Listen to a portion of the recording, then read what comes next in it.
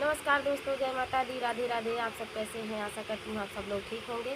आरुषि देहाती ब्लॉग में आप सभी का स्वागत है। तो आज हम आप सबके बीच लेकर आए हैं प्यारा सा चटाकेदार चुटकुला नाच गीत। आप सबको कैसा लगा कमेंट में जरूर बताना दोस्तों। तो देर न करते हुए चलिए सुनाते हैं प्यारा सा चुटकुला नाच गीत।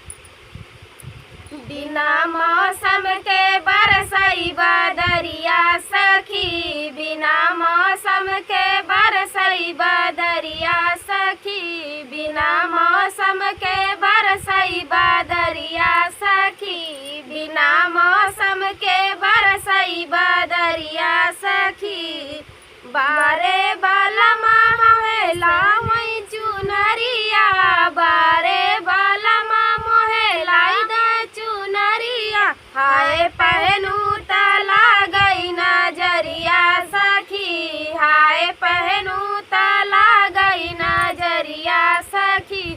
बारे बलमा मोहेला चुनरिया, बारे बलमा मोहेला चुनरिया, हाय पहनू तला गई नजरिया सखी, हाय पहनू तला गई नजरिया सखी।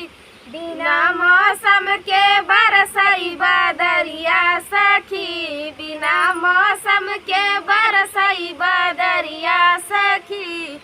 बारे बलमा हमें लई गे घुमाने, बारे बलमा मुझे लई गे घुमाने, हाय पेपर पे छप गई खबरिया सखी, हाय पेपर पे छप गई खबरिया सखी।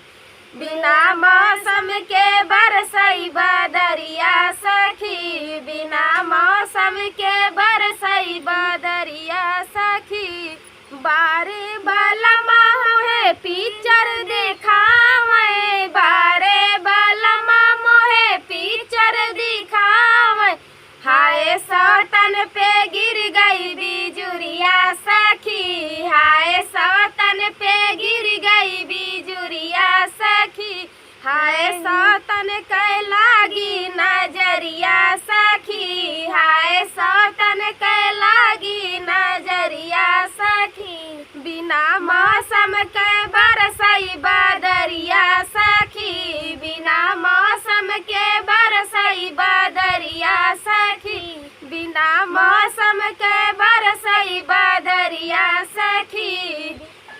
तो ये गाना आप सबको कैसा लगा दोस्तों, कमेंट में ज़रूर बताना। मिलते हैं अगले वीडियो में, तब तक के लिए जय श्री राधे।